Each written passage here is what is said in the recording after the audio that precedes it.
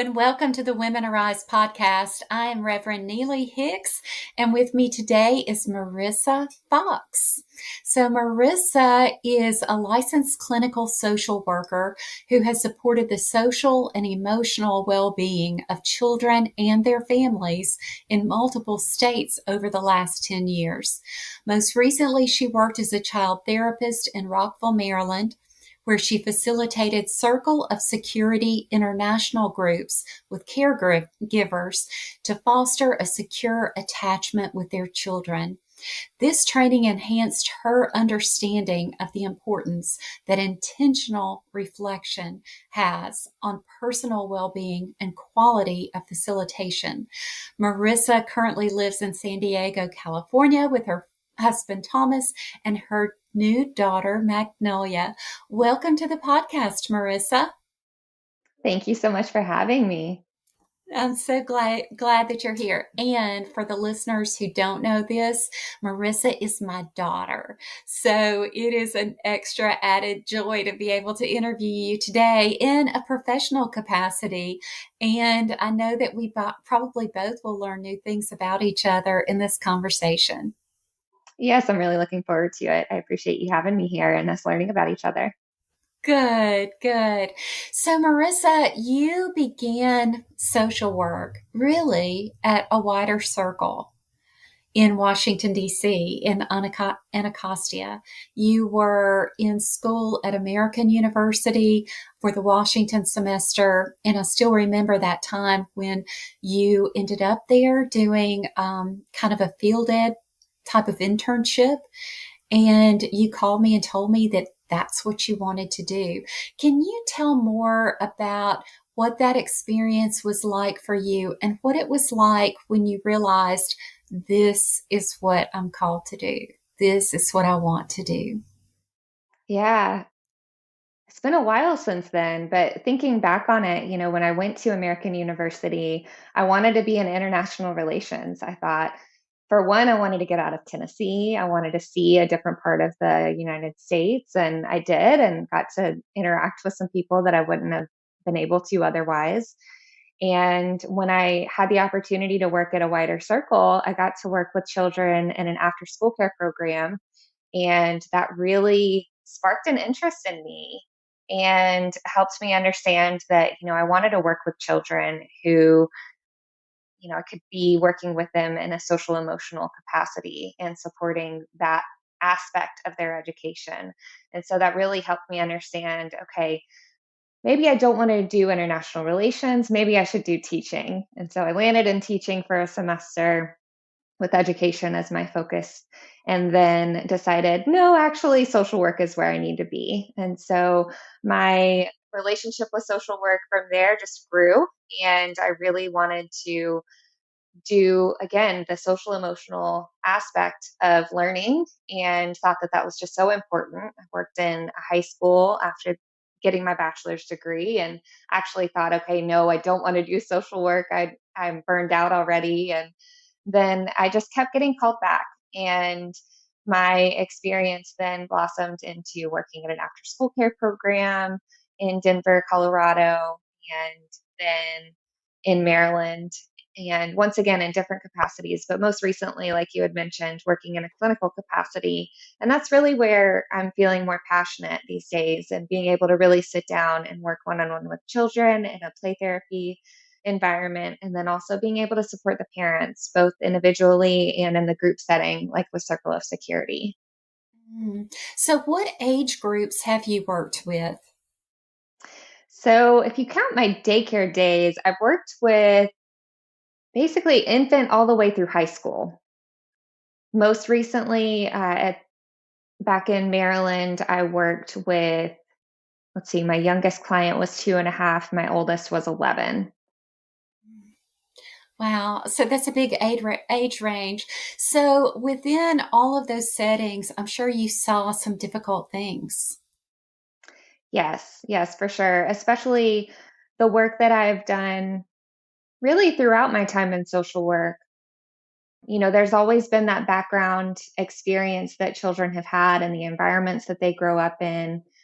And trauma that they have experienced. And so I've really learned and cultivated my skills and understanding of how that trauma impacts the children and impacts the families, and really wanted to set my focus there of how can I support children express themselves in a healthy way and help their parents understand, their guardians understand what it is that they're going through and how they can support them as well. Mm.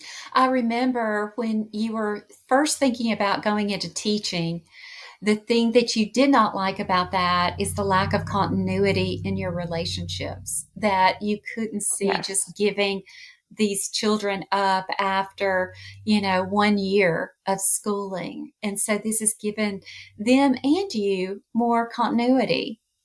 Absolutely. I really think that that is important for me personally. I think that there's value, of course, in all aspects of social work. And I have really appreciated, though, the opportunity to see my clients grow and be able to develop a relationship with them that spanned further than just a year long. Of course, right now I am taking a longer maternity leave as I am here in San Diego, but I'm hopeful that I'll be able to get back into the clinical field of social work here soon.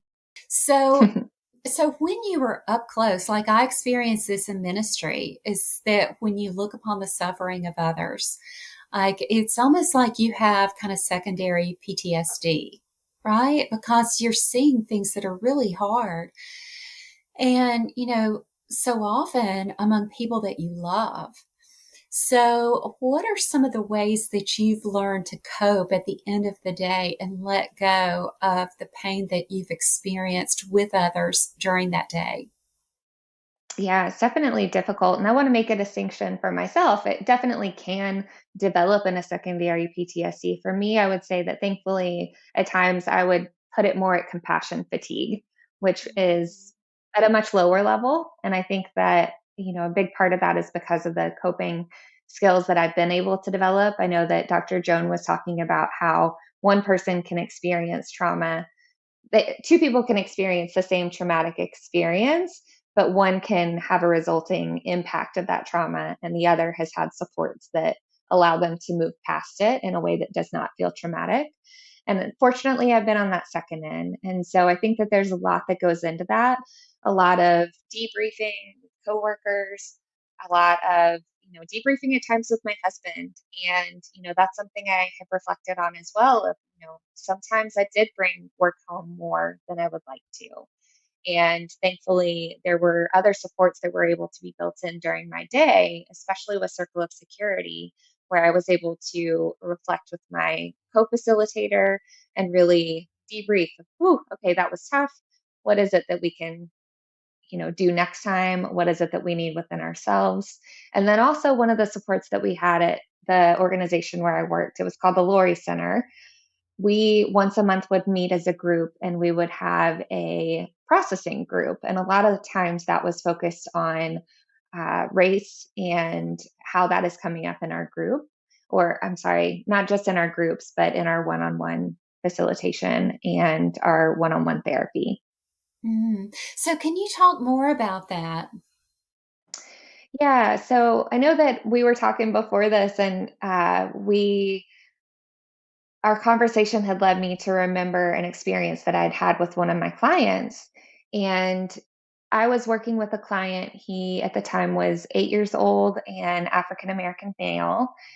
And again, the context of the work that I was doing was child directed play therapy. And this was a virtual session, again, in the time of COVID. So we had a computer for our session. And at the beginning of the session, he told me, hands up, don't shoot. And it caught me off guard. I know that from conversations with his grandmother, he had been watching the news and had seen a lot of what was happening. And he wanted to play it out in our play therapy session together. And I froze a little bit. I didn't really know how to respond to it.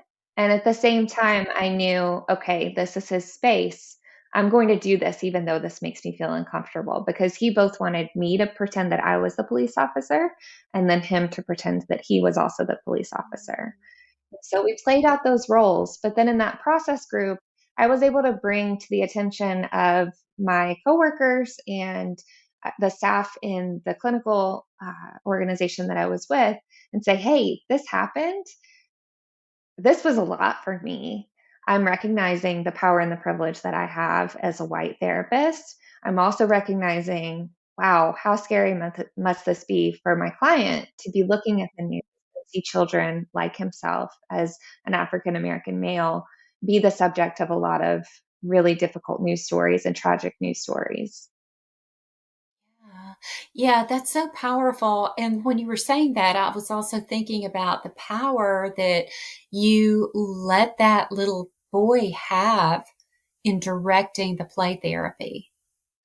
Yes, and that was something that I ended up talking with his grandmother about because she, for very real reasons, did not want play guns in the home. She did not want him and his sister playing as though they were playing with guns out in the neighborhood. And we spoke about the reality of that and the trauma and fear that she feels as a grandmother. And again, seeing the news stories, understanding the reality. And so giving her a space to process what that was like.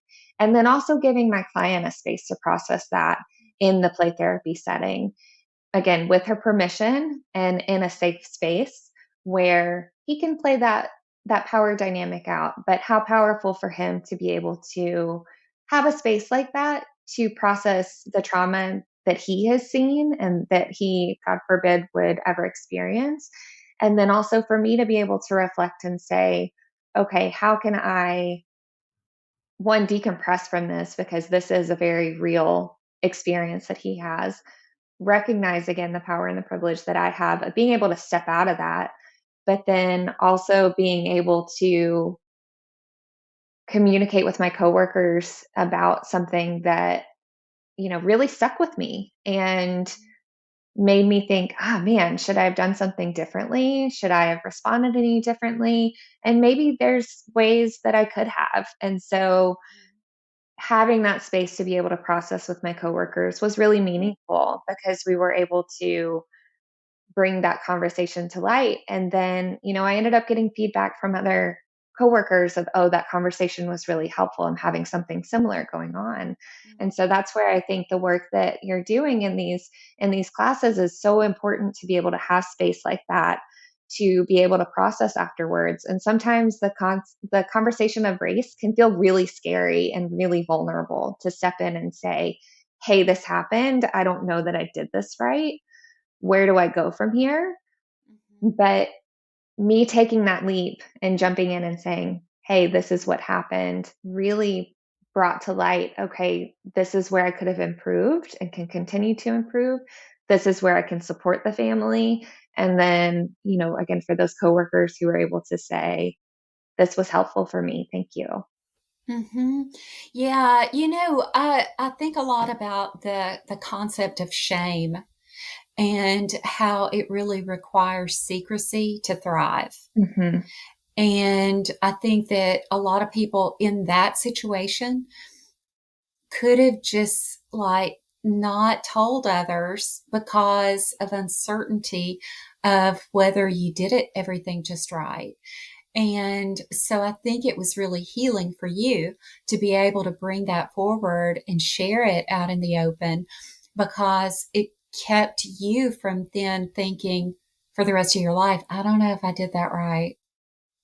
What if I had done this? What if I had done that? And I think a lot of people who are caregivers are in that situation Hmm. where we are uncertain. We're navigating uncharted waters, and we are we're trying to do the best that we can. But then at the end of the day, sometimes we can be left with, did I do that right? Could I have done anything differently? And often we don't have people or groups that we can sit with and feel like we've got kind of a circle of care where we're not going to be judged as people who are acting out of compassion, but we're going to be nurtured into the best version of caregivers and facilitators that we can be.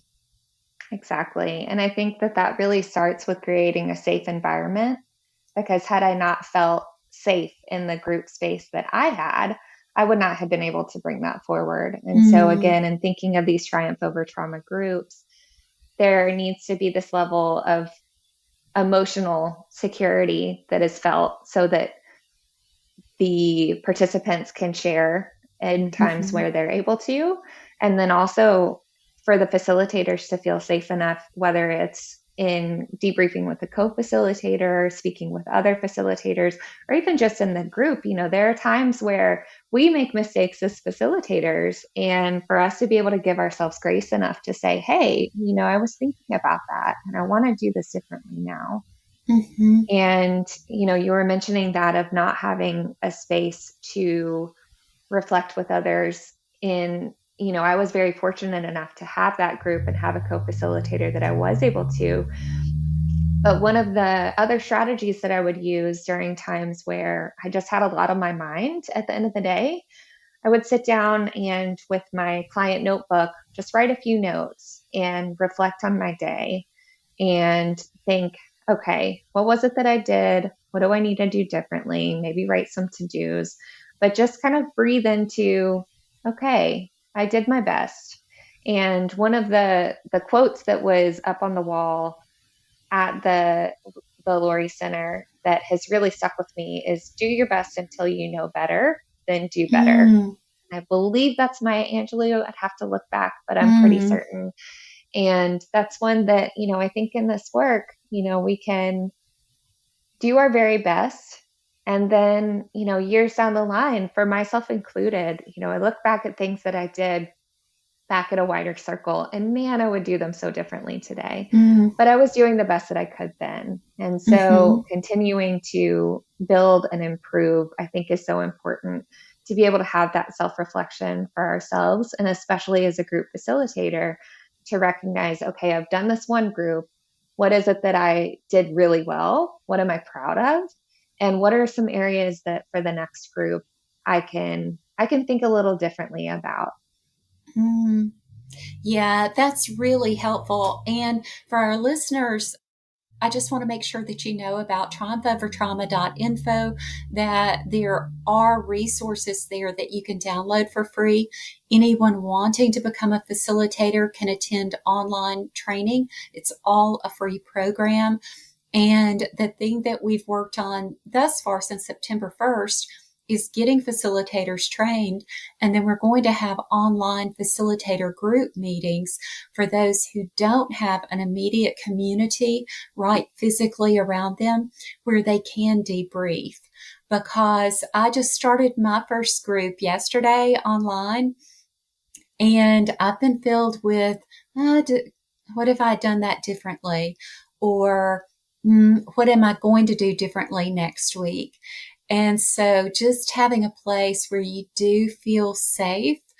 And Marissa, perhaps you could say something about, like, how do you create a safe environment among people who are coming together to share their work life, their process life around giving so heartily to community? It's a really good question. And it's not something that is a checklist. It's something that is really felt. And given people's experiences, can be felt really differently. For people who have a traumatic history themselves, it might take a little while. It might take different aspects of the group to feel safe. I think one of the things that we would do for groups is create a group norm list and go through, okay, when we are in this group, these are the commitments that we are making. And that was really supportive to kind of create that foundation. Another thing that we would do both as coworkers and then also in groups with Circle of Security, and even sometimes I would use one-on-one with parents and caregivers, was we would start and end with a mindful activity. So you And started and ended the groups with those? we would, and that would be a really powerful way, especially even for us as facilitators too, because oftentimes we were coming from seeing a client, being in a meeting, having something that, we're rushing up over to this next thing to facilitate this group. And so we also needed it for ourselves as this moment of centering. I remember outside of a group, one of my coworkers one time, she and I were walking up to meet a client, and she could sense that I was rushing and she could sense that I was stressed. And she just had me pause, literally just pause in the hallway. And she said, "We're going to take a deep breath together. They'll be better for it, and you'll be better for it. They're not going to miss this extra minute, but the session will go smoother because you've taken this extra minute for yourself." And that's something that has really stuck with me because she was absolutely right. It just took those 30 seconds probably of just stopping and centering myself to then, whew, okay, I can shake off what just happened. I can move into this next experience and I can be more fully present for my client. And so then thinking about the participants that are coming in, what might it be that they're experiencing that, they've just come from? What might it feel like for them to be in this group? What fears might they have? And, some of the mindfulness activities and keeping in mind this trauma-informed practice, sometimes for trauma survivors, it does not feel good to physically be in your body and be brought to the attention of being in your body. And so, again, as facilitators, making those adaptations and being able to, support participants or check in with a participant afterwards if you notice, hey, I was looking and I saw that it looked really uncomfortable for you. Is there something you'd like to talk about? If you have the capacity to check in, and just, those types of things can go a long way in building that solid foundation and that sense of security. So I really appreciate you sharing that. And what I'd like to do is end on a note directly to caregivers. Marissa, what would you say to someone who is listening who is a caregiver, whether they are a social worker, a pastor, someone who is caring for a spouse who is ill or a family member who's ill? What would you say to them about caring for self? The first thing that comes to mind is you are enough. And it can feel really hard at times as a caregiver to recognize that. And, this idea of self care, we have to take care of ourselves. It can feel hard to find moments to do that when the reality is we're bouncing from one thing to the next. And so, maybe again, it's that 30-second pause, like I was talking about before, putting your hand on your heart, whether it's saying a prayer or feeling your heart beating or listening to a favorite song or eating a piece of chocolate, whatever that quick thing may be. And hopefully being able to have bigger supports of a community that you can debrief because again, it's really difficult to do this work alone. And so being able to have that support within yourself and that opportunity to pause, but then also being able to reach out to your larger community for support when you need it. Yes, yes. And just to know that you are not alone. You are not alone. Absolutely. Yeah. I love that, Marissa. And I want to thank you for this interview today. For our listeners, I want to just remind you to go to triumphovertrauma.info. I also want to encourage you to receive daily affirmations through text. You can text the word hope to 615-933-5387. Just text the word hope to 615-933-5387. Marissa, are there any closing words? I really appreciate this time and thank you all for listening. Thank you.